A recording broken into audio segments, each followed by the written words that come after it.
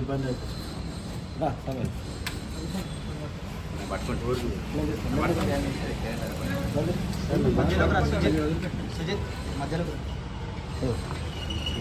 పక్కన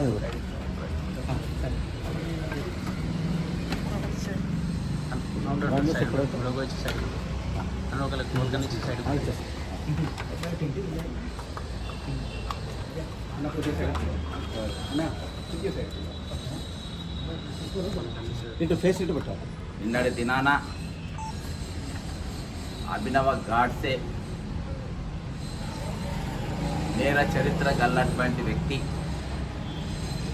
కాంగ్రెస్ పార్టీ సిద్ధాంతం తెలియనటువంటి వ్యక్తి నిన్న గుజరాత్లోని సబర్మతి ఆశ్రయానికి వెళ్ళి మరి స్వతంత్రానికి చిహ్నమైనటువంటి అనేక జాతులను మతాలను అన్నీ ఒక దగ్గరికి తీసుకొని వచ్చే చెరకాను, మహాత్మా గాంధీ యొక్క చెరకాను నిన్న రేవంత్ రెడ్డి గారు ముట్టి దాన్ని అపవిత్రపరిచారు.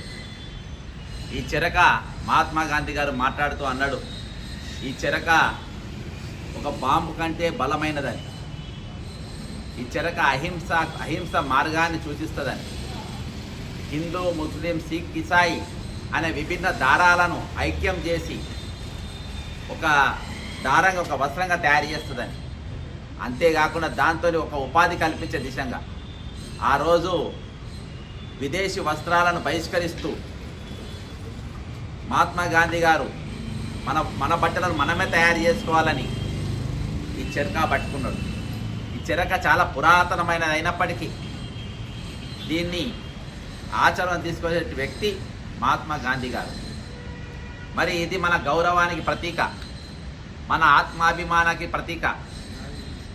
చెరక అంటే ఈరోజు జాతీయ స్థాయిలో కాదు, అంతర్జాతీయ పరంగా కూడా మరి ఈరోజు అది అంత ప్రాచుర్యం పొందిందంటే మరి స్వతంత్ర ఉద్యమంలో ప్రతి ఇంటికి చెరక పెట్టుకొని ఆ రోజులలో మరి విదేశీ వస్త్రాలను కాలబెట్టి మరి దీంతో వాళ్ళు వస్త్రాలు తయారు చేసిన పరిస్థితి, ముఖ్యంగా ఖాదీ బట్టలు మరి దీని మీద నేసిన పరిస్థితి, నేతన్నకు ఉపాధినిచ్చిన పరిస్థితి.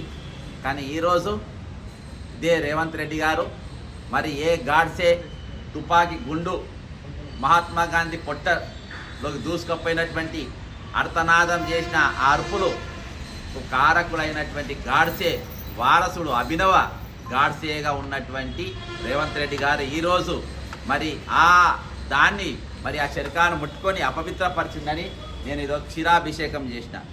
ఈరోజు అహింసకు ప్రతీక అయినటువంటి మరి చెరకాను మరి ముఖ్యమంత్రి రేవంత్ రెడ్డి గారు కాంగ్రెస్ పార్టీలో ఉన్నాడు.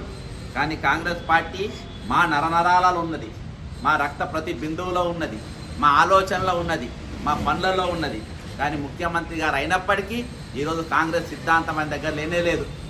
ఈరోజు మరి మన జాతీయ పక్షులు కానీ మీరు తీన్మూర్తి భవన్, ఢిల్లీకి తీన్మూర్తి భవన్ పోతే ఆ తీన్మూర్తి భవన్లో మరి జింకలు ఉంటాయి, పిట్టలు ఉంటాయి, పులులు ఉంటాయి.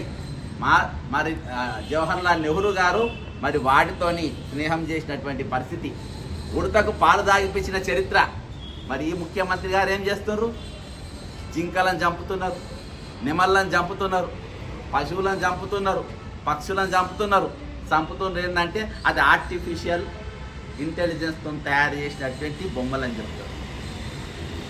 ఇల్లు కట్టుకుంటే ఇల్లు కట్టించిన చరిత్ర, ఇంద్రమ్మ ఇండ్ల చరిత్ర కాంగ్రెస్ పార్టీ అంటే. ఆ ఇళ్లలో ఇలాంటి భూములు పంచిన చరిత్ర. కానీ ఈరోజు ఏమంటారు ముఖ్యమంత్రి గారు? హైడ్రా తీసుకుపోయి ఇండ్లుగులో కొడుతా అంటారు. అరే ఈరోజు చాలా వరకు ఆంధ్ర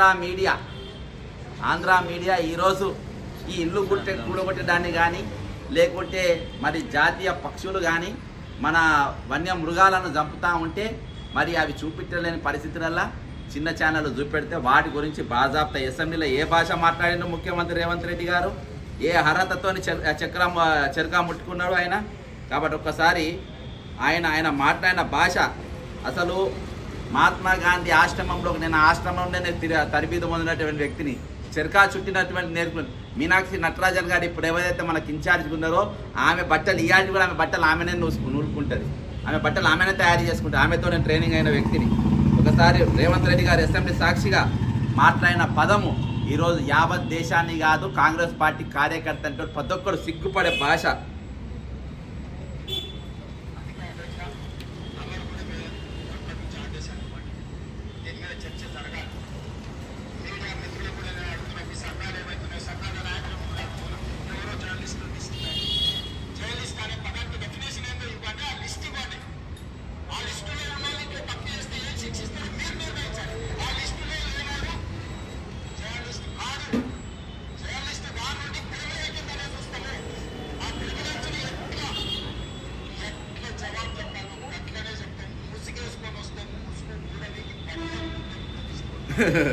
ఇది ఈయన ఏ అర్హత ఇటువంటి భాష మాట్లాడే వ్యక్తి, ఇటువంటి పదాలను ప్రయోగించే వ్యక్తి ఈరోజు మహాత్మా గాంధీ చెరకను ముట్టుకోడి అపవిత్రపరిచినట్టా కాదా? Congress party working committee meeting జరుగుతుంది, అందులో మీరు మాట్లాడాల్సిన అవసరం ఉన్నది. ఈరోజు 4 కోట్ల మంది సోషల్ మీడియా అంటే ఏంటిది?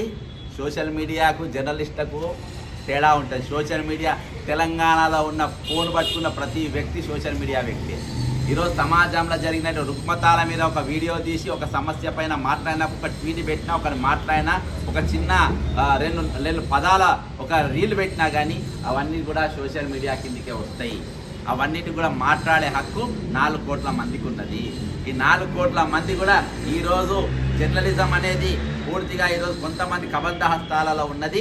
వాటికి విముక్తి కలిగించడానికి ఈరోజు social media key role play చేసే పరిస్థితి ఉన్నప్పుడు ఆ సోషల్ మీడియా వలనంట బట్టలు ఇప్పి కొడతాడంట.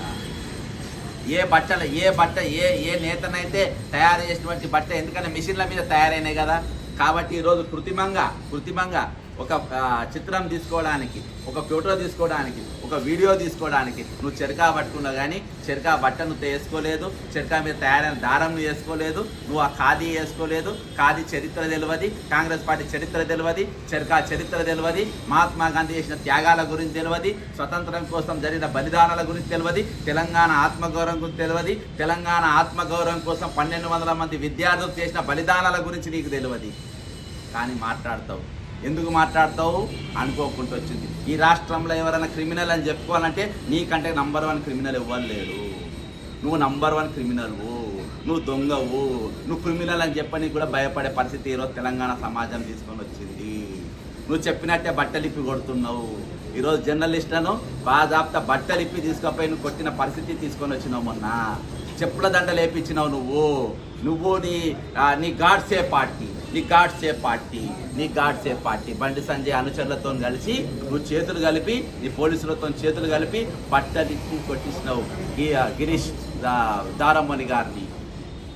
ఈరోజు నీవు భయభ్రాంతులకు గురి చేసే ప్రయత్నం చేస్తూ ఉన్నావు. గాడ్సేలతో దూపం చేసి ఈరోజు నువ్వు ఇక్కడ ఉన్న 8 మంది ఎంపీలల్లా 5 ఎంపీలను నువ్వు గెలిపించిన, నీ గాడ్సే పార్టీ నువ్వు గెలిపించినటువంటి చరిత్ర నీది. నువ్వు పోయి మహాత్మా గాంధీ చెరక పట్టుకుంటావు. ఎంత ధైర్యం నీకు?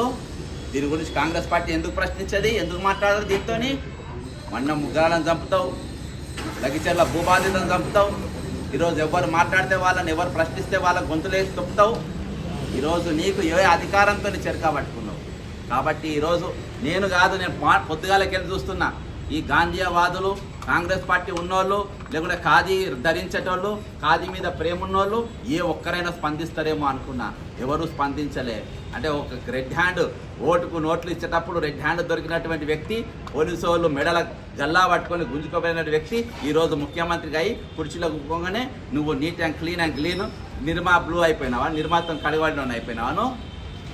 ఈరోజు సోషల్ మీడియా ప్రశ్నించేటోళ్ళను నువ్వు క్రిమినల్స్గా మాట్లాడతావు. ఈరోజు నీకు ఎట్లా మాట్లాడడం తెలియదు. మూగ జీవులను చంపుతావు, నువ్వు మాట్లాడేటోళ్ళని చంపుతావు, ఆత్మగౌరవంతో బతికేటోళ్ళని చంపుతావు, విద్యార్థులు ప్రశ్నిస్తే వాళ్ళని దొక్కుతావు. ఈరోజు నిరుద్యోగులు వాళ్ళ నౌకర్ల గురించి అడిగితే వాళ్ళని దొక్కుతావు. అది అహింసకు ప్రతీక అయినటువంటి చెరక. ఒక హింసావాది, ఒక మర్యాద లేనటువంటి వ్యక్తి, ఒక ఆలోచన లేనటువంటి వ్యక్తి, పూర్తిగా ప్రజలకు వ్యతిరేకంగా ఉన్నటువంటి వ్యక్తి ఈరోజు చెరకాను ముట్టింది. కాబట్టి ఆ చెరకాను క్షీరాభిషేకం చేసిన జాతి అందరికీ ఒక సందేశం ఇస్తున్నా ఈరోజు దీన్ని ఖండించాల్సిన అవసరం ఉన్నది. ఇటువంటి ముఖ్యమంత్రి భారతదేశంలో ఎవరికి లేరు, మనకు మాత్రం ఉన్నాడు ఏ క్రిమినల్ చీఫ్ మినిస్టర్.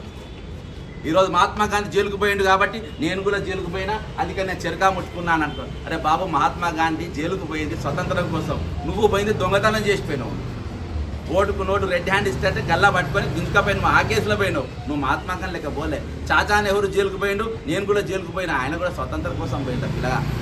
ఈ లెక్క దొంగ పనులు చేసి పోలే జైలుకు. కాబట్టి గాంధీజీ పోయిండు జైలుకు, నేను కూడా జైలుకు పోయినా కాబట్టి నేను చెరుకా ముట్టుకున్నా అని చెప్పే ఒక స్టేట్మెంటు సిగ్గుపోతుంది. ఆల్రెడీ సిగ్గులేని ముఖ్యమంత్రి ఈరోజు తెలంగాణకు ఉన్నారని చెప్పి జాతీయ స్థాయిలో కాదు ప్రపంచవ్యాప్తంగా మాట్లాడుకుంటాడు. నువ్వు నీ భాష, నీ స్టైలు, నీది ఏదైనా సరే, ముప్పనారు కానీ లేకుంటే పెద్ద పెద్ద నాయకులు చాలామంది ఆంగ్లేయ భాష రాని చాలామంది ఉన్నారు. కానీ సిద్ధాంతం పెట్టుకొని వాళ్ళ ముందు నడిచింది. నీకు సిద్ధాంతం లేదు, నీకు భాష లేదు, నీకు లాంగ్వేజ్ లేదు, నీకు మర్యాద లేదు, నీకు పరిపాలన రాదు, పరిపాలన చేసే విధానం నీకు తెలియదు. నంబర్ 1 రోగ్, నంబర్ 1 దొంగ. కాబట్టి అటువంటి దొంగ ఈరోజు చెరుకాను పట్టుకొని అపవిత్రపరిచింది. ఎందుకంటే ఆ చరిత్ర నాకు తెలుసు. ఆ చెరుక పట్టుకున్నట్టు వ్యక్తిని, ఆ చెరుకతో నేను బట్టలు నేసినట్టు వ్యక్తిని, అది ఎవరో కాదు మీనాక్షి నటరాజన్ గారితోనే నేను కలిసి చేసినటువంటి వ్యక్తిని. ఆ కార్యకర్తగా నేను పూర్తిగా ఖండిస్తున్నా. అంతేకాకుండా భారతదేశం ప్రతి పౌరుడు ఖండించాల్సిన అవసరం ఉన్నది. సబర్మతిని నేను ఏ చక్రం అయితే అక్కడ పట్టుకుంటో దాన్ని ఆవు పాలతో గడగాలని కోరుకుంటూ సెలవు తీసుకుంటున్నా. జై తెలంగాణ, అమరవీరులకు జోహార్.